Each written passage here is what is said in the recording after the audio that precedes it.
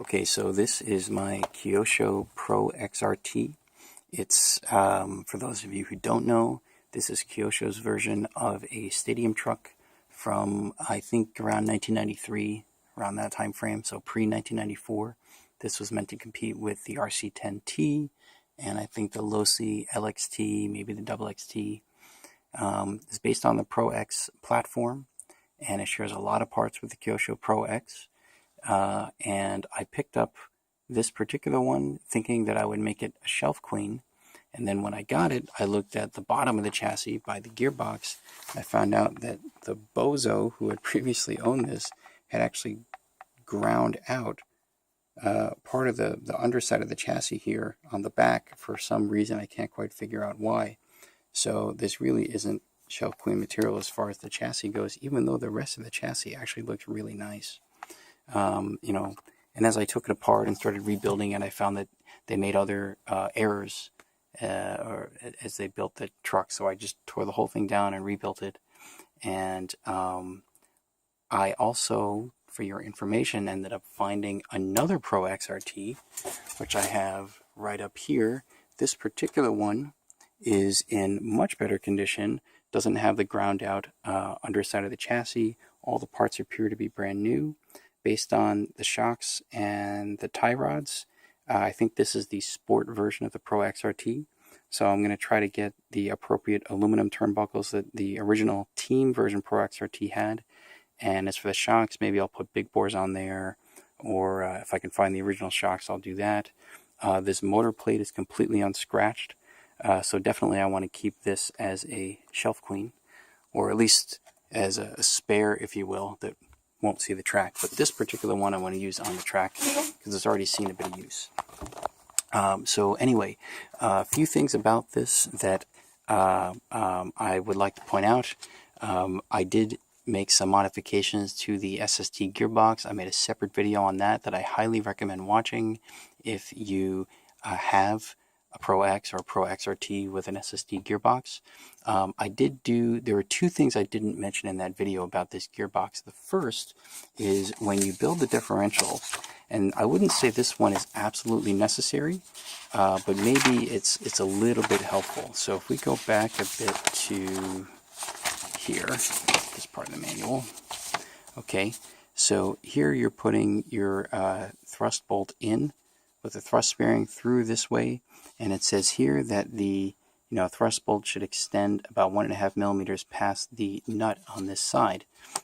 Really, I'm not entirely convinced of this particular measurement. You really have to just adjust it as appropriate to get the right tension in the diff, so that it doesn't slip and you get a nice smooth diff action. I don't know if that really falls down to 1.5 millimeters, but what I found is when I tightened the diff down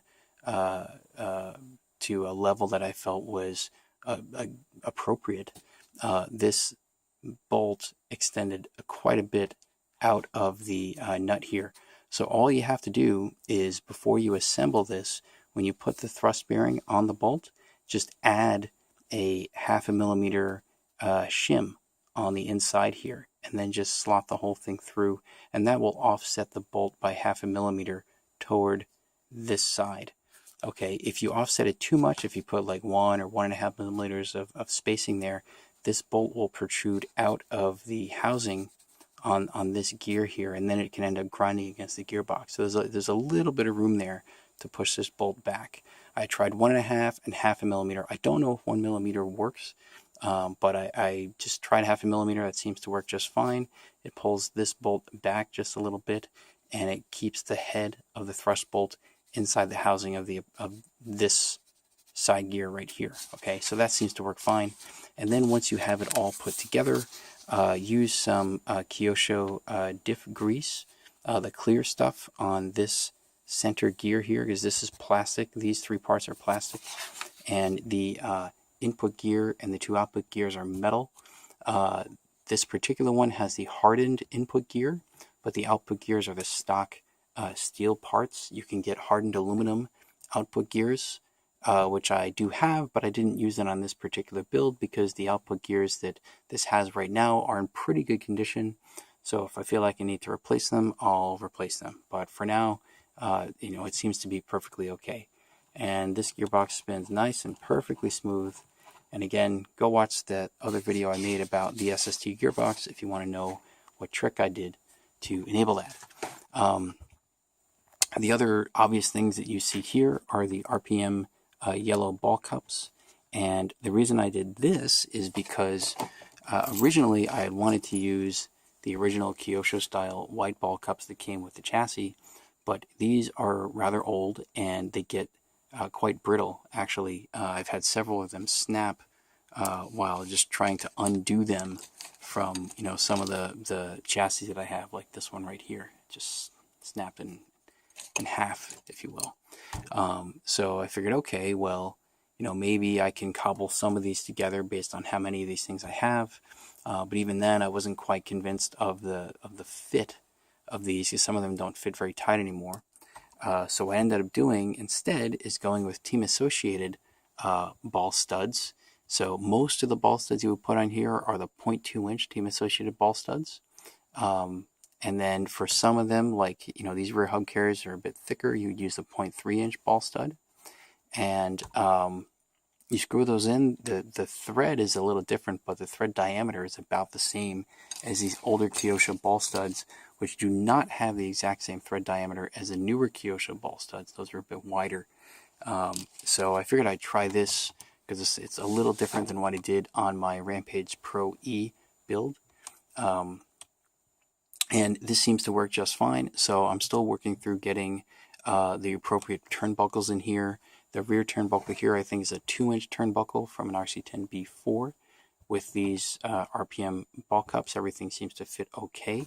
And I have the ball stud on the top hole for the rear hub carrier, and the inner hole one row up on the rear bulkhead. And this seems, to be fine. I do have to tighten this turnbuckle down a fair amount, but there's still just enough play here for me to adjust the camber on the rear.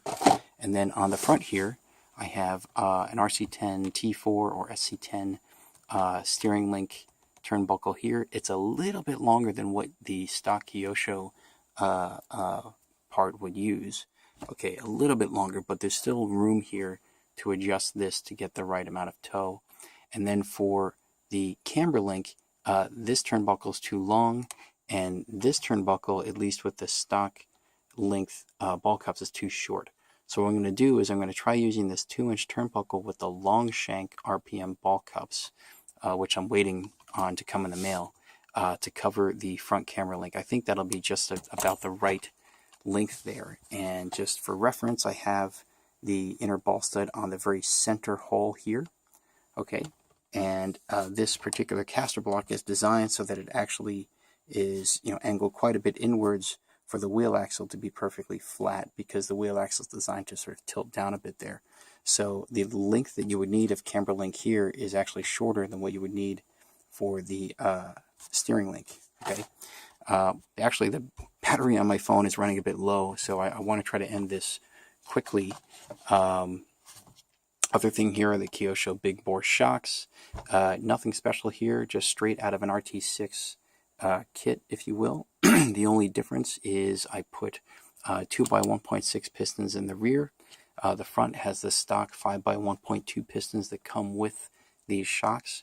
And I have 32.5 weight oil all around front and rear. The bottom shock eyelet on the front is the full length, the long eyelet here. Okay.